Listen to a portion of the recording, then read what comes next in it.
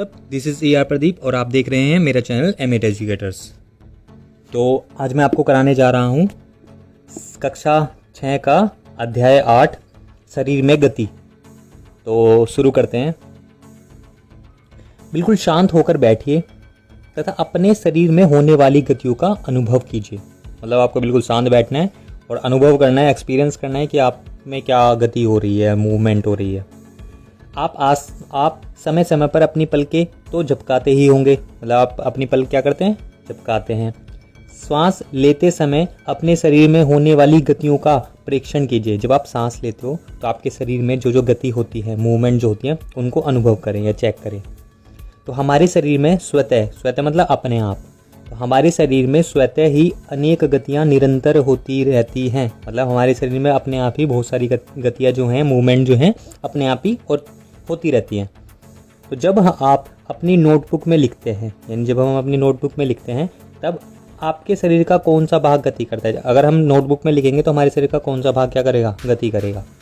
तो जब आप मुड़कर अपने मित्र को देखते हैं या जब आप अपने मित्र को मुड़कर देखते हैं, तब शरीर का कौन सा भाग गति करता है। ठीक है। तो उपयुक्त सभी उदाहरणों में आपके उसी स्थान पर रहते हैं, आपके जो उसी स्थान पर रहते हुए भी, मतलब आप तो वहीं हो, आपके जो शरीर है उसका कोई ना कोई भाग क्या करता है, गति करता है। आप एक स्थान से दूसरे स्थान पर जाते हैं, आप उठकर अपने अध्यापक के पास जाते हैं, कक्षा के बाद विद्यालय के मैदान में जाते हैं, अथवा विद्यालय के बाद अपने घर जाते हैं। तो इस स्थिति में आप एक स्थान से क्या कर रहे हैं, दूसरे स्थान तक वास्तव में चलकर जाते हैं। तो आप चलकर, दौड़कर या कूदकर एक स्थान से दूसरे स्थान पर जाते हैं। आइए अपने मित्रों, अध्यापकों एवं अभिभावकों से चर्चा करके सारणी 8.1 को क्या करना है, भरते हुए यह देखते हैं। ठीक है। तो पहले बूझो की सुन लो। बूझो पौधों की गति को लेकर आश्चर्यचकित है कि पौधे गति कैसे करते हैं। वह जानता है कि पौधे क्या रहते हैं, एक स्थान से दूसरे स्थान तक गति नहीं करते, परंतु क्या वे किसी दूसरे प्रकार की गति को प्रदर्शित करते हैं या दिखाते हैं। तो सारणी 8.1 है, जंतु एक स्थान से दूसरे स्थान तक कैसे गमन करते हैं। तो जंतु हैं, गमन में प्रयुक्त होने वाला भाग अंग, और जंतु कैसे गमन करते हैं वो। तो गाय पैर से चलती है, मनुष्य पैर से चलता है, आपको पता ही है। सांप संपूर्ण शरीर रेंग कर चलता है, और पक्षी ये आपको खुद लिखना है, उड़कर। तो जंतु एक स्थान से दूसरे स्थान पर किस प्रकार गमन करता है या गति करता है या जाता है। चलना, टहलना, दौड़ना, उड़ना, छलांग मारना, रेंगना एवं तैरना, ये सारे क्या हैं, जंतुओं के एक स्थान से दूसरे स्थान तक जाने के कुछ ढंग हैं। ये इस तरीके से जाते हैं। तो जंतुओं के एक स्थान से दूसरे स्थान पर तक जाने के तरीके में इतनी अधिक विविधता क्यों है, मतलब अलग अलग क्यों है, ये किस अलग अलग तरीके से क्यों जाते हैं।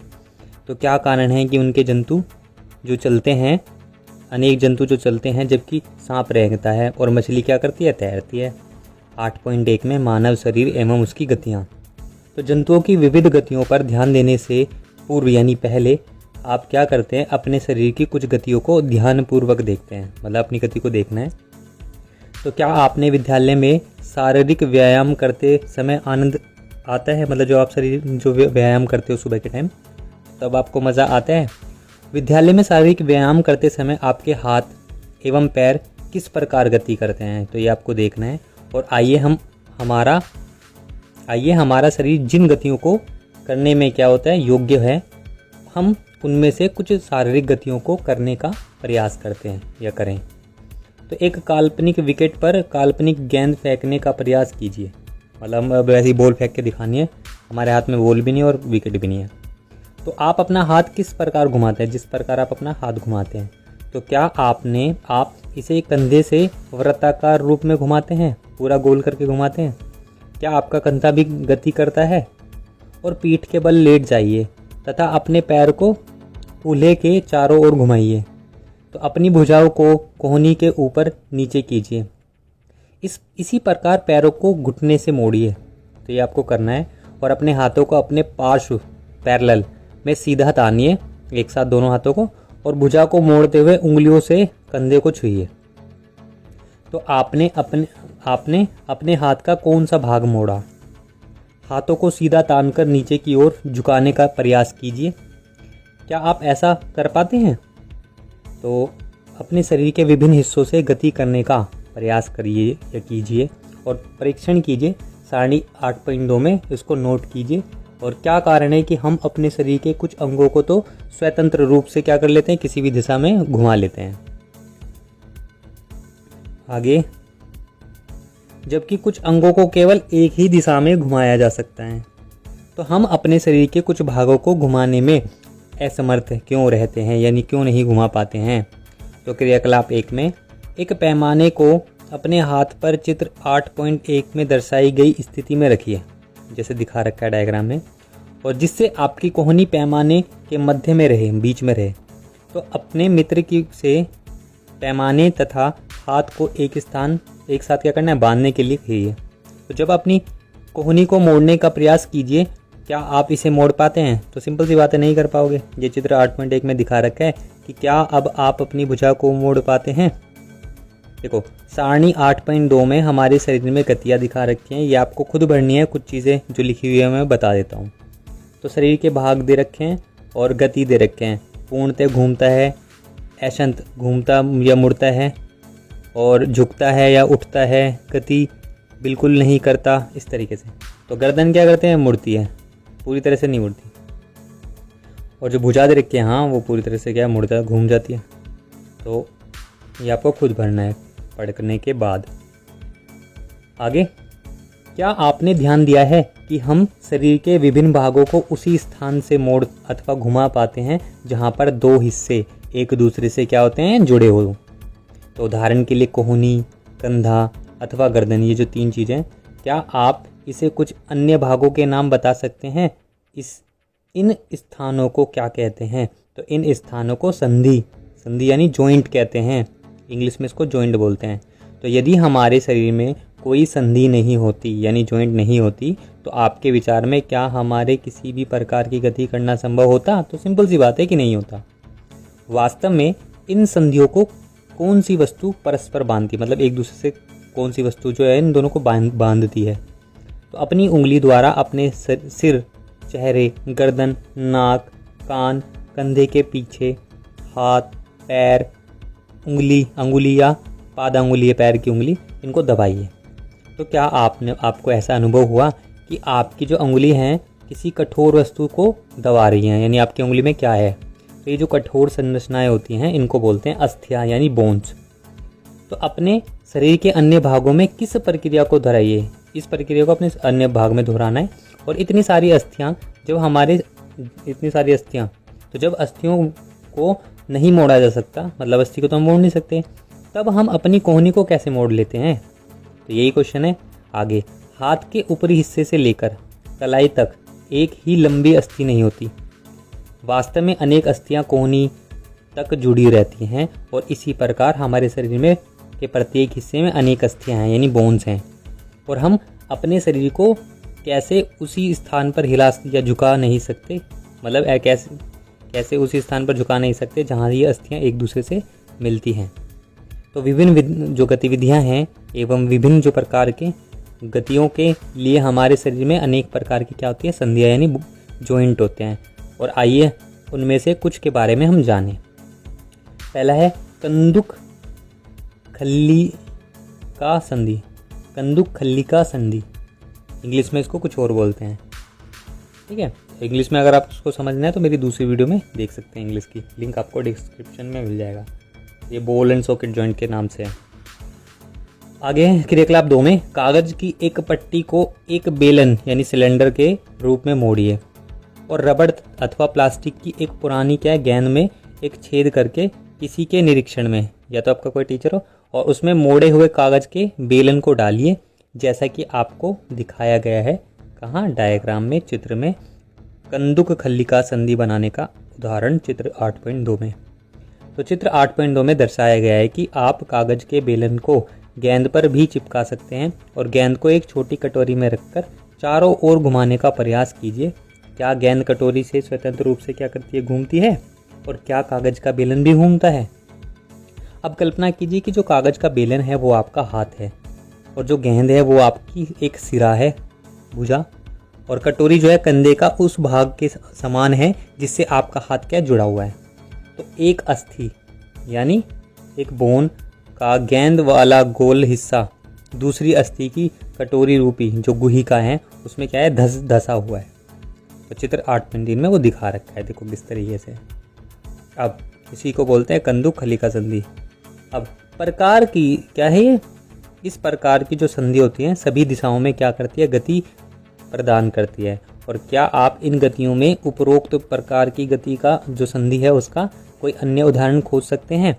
तो इस अनुभव के प्रारंभ में शरीर के विभिन्न भागों को हमारे द्वारा दी गई गतियों का स्मरण कीजिए, जो हमने बताया था अभी, उसको याद कीजिए।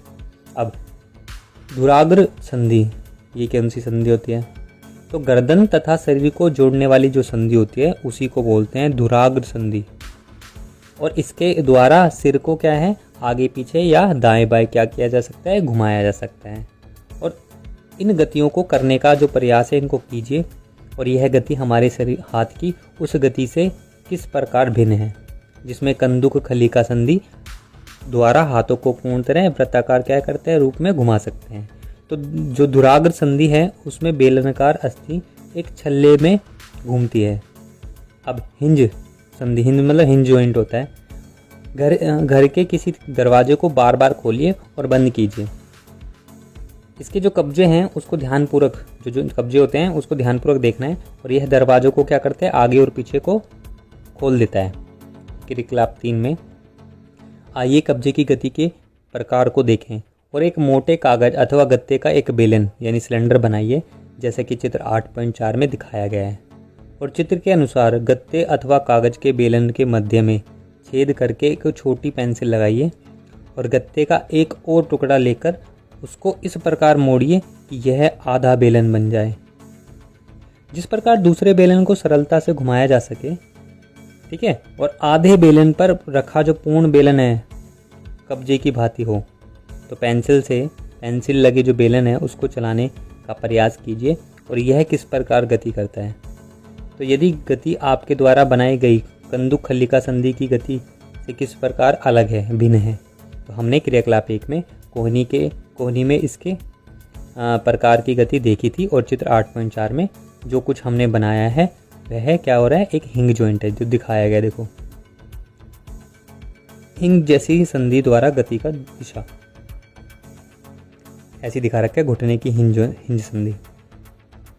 लेकिन इससे यह पता चलता है कि जो हिंग है वो एक दिशा में होने वाली गति देता है और कोहनी में जो है हिंज यानी कब्जा संधि होती है और जिसके केवल आगे और पीछे एक ही दिशा में गति हो सकती है, या तो आगे या पीछे। और चित्र 8.5 में यह, क्या आप ऐसी संधि के कुछ और उदाहरण सोच सकते हैं? अब एक है अचल संधि। हमारे जो सिर है उसकी जो संधियों के बीच की जो कुछ संधियां हैं उन संधियों से भिन्न है, अलग है, जिनकी चर्चा हमने अब तक की है। ये अस्थियां इन संधियों पर हिल नहीं सकती, ऐसी संधियों को अचल संधि कहते हैं, जो हिलती नहीं है, ऐसे जॉइंट। तो जब आप अपना मुंह खोलते हैं तो आप अपने निचले जबड़े को सिर से दूर ले जाते हैं। अब अपने ऊपरी जबड़े को हिलाने की प्रयास कीजिए, तो क्या आप इसे गति दे पाते हैं? तो ऊपरी जो जबड़ा है और एवं जो कपाल है उसके बीच जो संधि है उसको अचल संधि कहते हैं। हमने केवल कुछ संधियों की ही चर्चा की है जो हमारी अस्थियों को एक दूसरे से जोड़ती है। अब हमारे शरीर के जो विभिन्न अंग हैं उनको भिन्न भिन्न आकृति कोण प्रदान करता है। तो यदि आप एक गुड़िया बनाना चाहते हैं तो आप पहले क्या बनाएंगे? संभवतः क्या बनाएंगे? गुड़िया को एक आकार प्रदान करने के लिए आप एक ढांचा तैयार करेंगे। तो आप ऐसा नहीं करेंगे कि हमारे शरीर की सभी अस्थियां ठीक इसी प्रकार शरीर को एक सुंदर आकृति प्रदान करने के लिए एक ढांचे का निर्माण करती है। तो इस ढांचे को कंकाल कहते हैं, 8.6 में दिखाया गया है। तो हम कैसे जानते हैं कि यह मानव कंकाल की आकृति है? तो हम शरीर की विभिन्न अस्थियों की आकृति के विषय में किस प्रकार जान पाते हैं और शरीर के कुछ अंगों में मौजूद अस्थियों और उनकी जो संख्या है तथा आकृति के बारे में हमें तब पता चलता है जब हम उनका अनुभव करते हैं। और एक्सरे चित्र से हमें शरीर की सभी कठोर अस्थियों की आकृति का क्या करते हैं, पता चल जाता है, जो एक्सरे हम कराते हैं। तो ये देखो चित्र 8.6 में मानव कंकाल दिखाया गया है। क्या कभी आपका अथवा आपके परिवार के किसी सदस्य का एक्सरे हुआ है?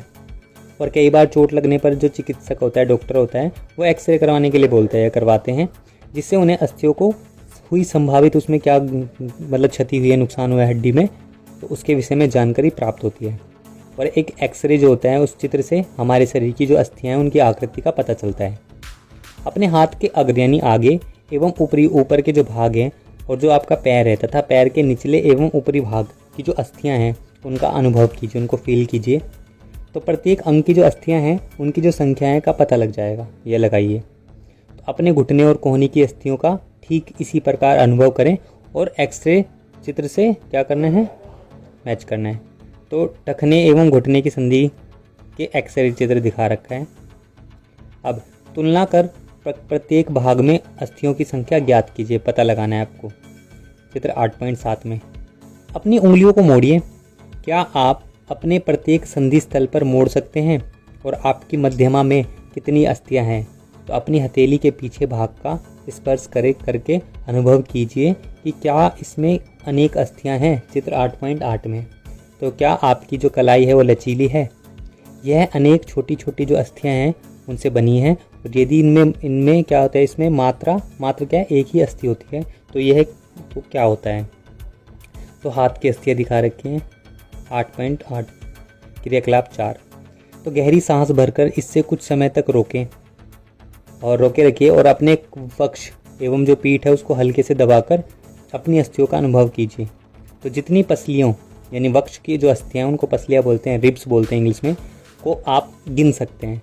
तो गिन लीजिए और चित्र 8.9 को ध्यान से देखिए और वक्ष की जो अस्थियां हैं, रिब की जो अस्थियां हैं, उसकी तुलना अपने उपयुक्त जो अनुभव है उससे कीजिए। और हम देखो डायग्राम में दिखा रखा है, पसली पिंजर बोलते हैं इसको, रिब केज। तो हम इसको देखते हैं कि जो पसलियां होती हैं विशेष रूप से मुड़ी हुई होती हैं और वे वक्ष की जो अस्थियां हैं एवं मेरुदंड जो आपके स्पाइनल कोड है पीछे उससे जुड़ी होती है। और एक बक्से की क्या होती है, रचना होती है। और इस शंकु रूपी बक्सा है उसको बोलते हैं पसली पिंजर। हमारे शरीर के कुछ महत्वपूर्ण अंग इसमें क्या रहते हैं, सुरक्षित रहते हैं।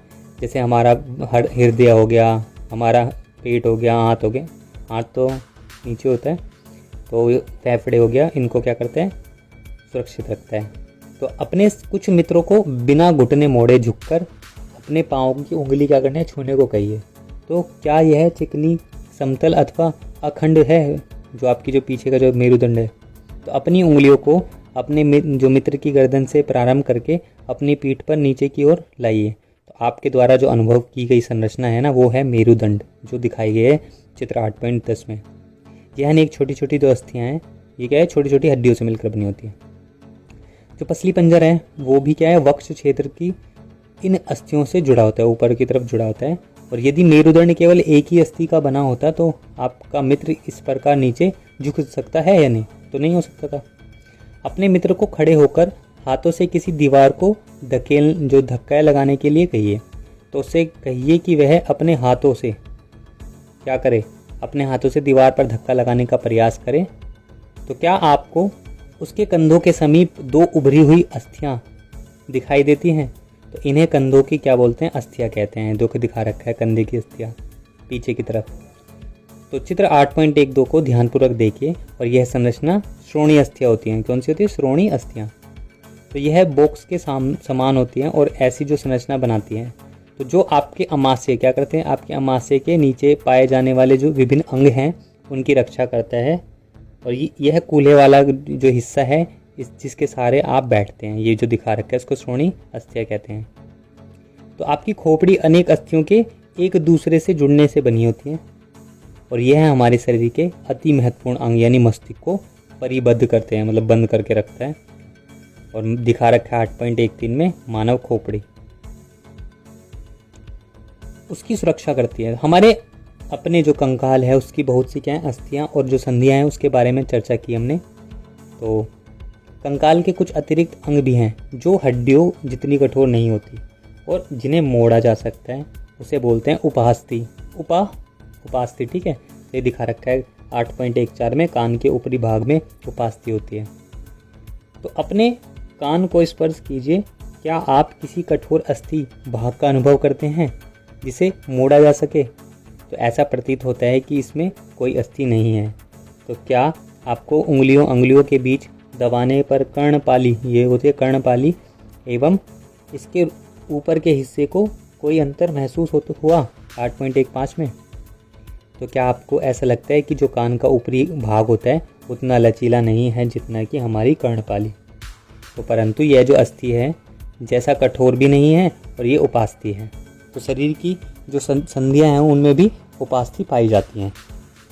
तो हमने देखा है कि जो मानव कंकाल है उसमें क्या होता है, अनेक अस्थियां, संधियां एवं उपास्थियों से मिलकर बना होता है और आप उनमें से बहुत को देख सकते हैं, मोड़ सकते हैं और गति दे सकते हैं। तो अपनी नोटबुक में कंकाल का स्वच्छ आलेख बनाएं।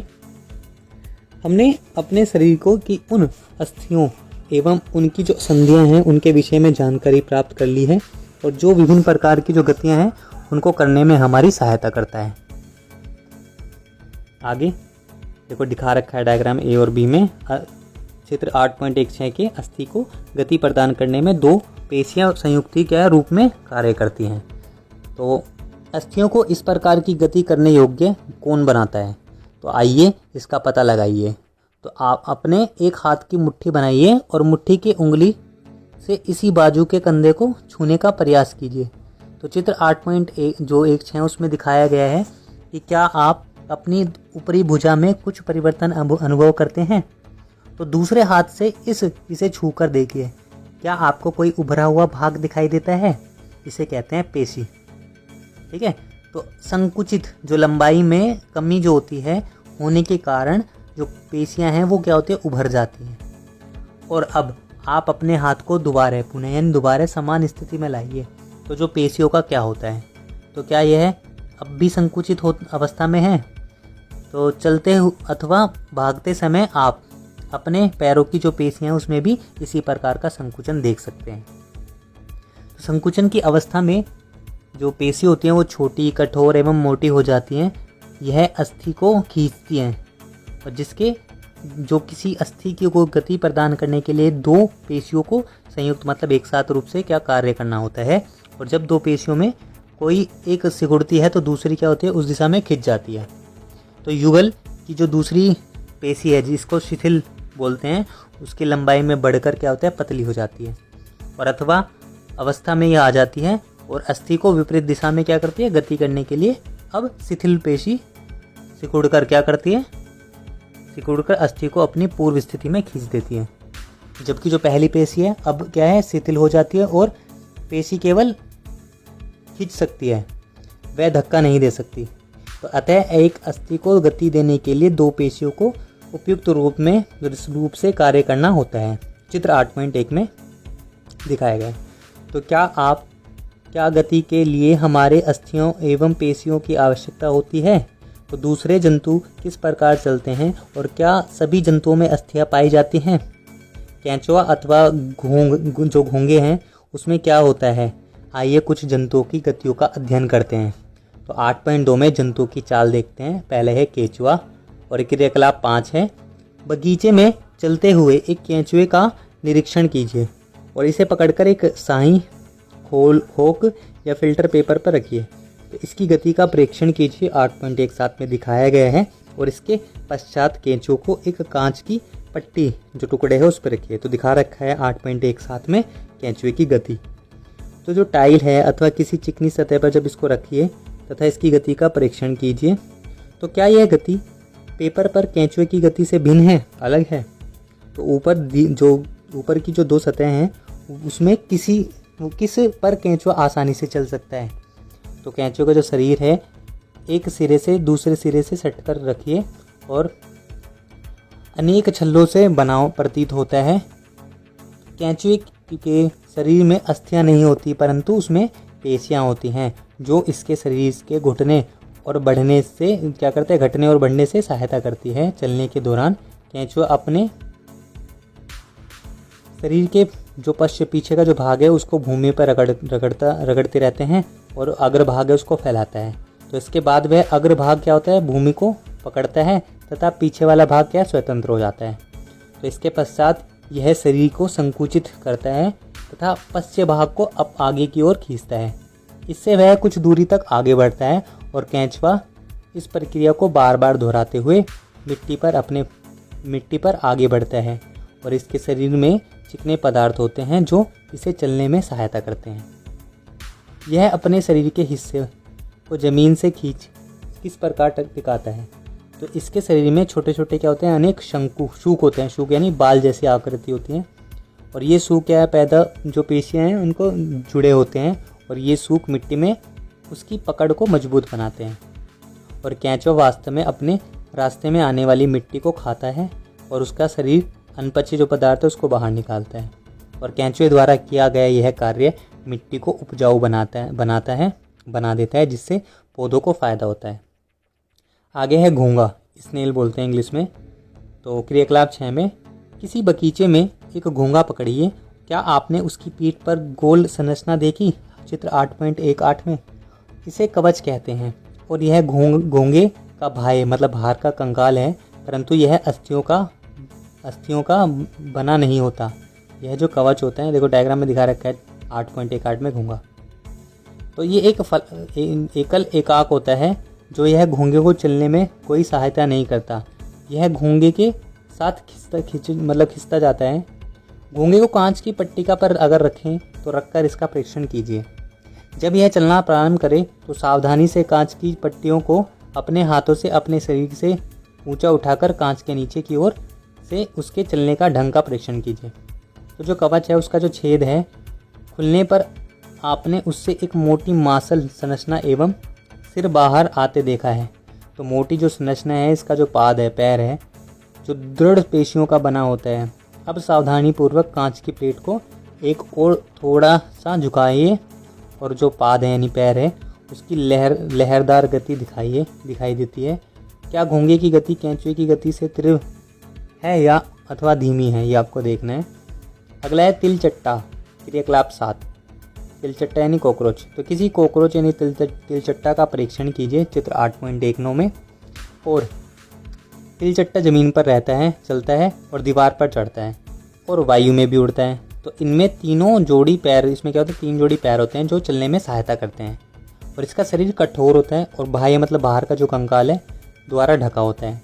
और ये जो बाह्य कंकाल है, बाहर का जो कंकाल है, विभिन्न एकाकों जो एकाक है परस्पर संधि होती है, इनकी जुड़े हुए होते हैं, पार्ट जो होते हैं इनके, और जिसके कारण गति क्या होती है, संभव हो पाती है।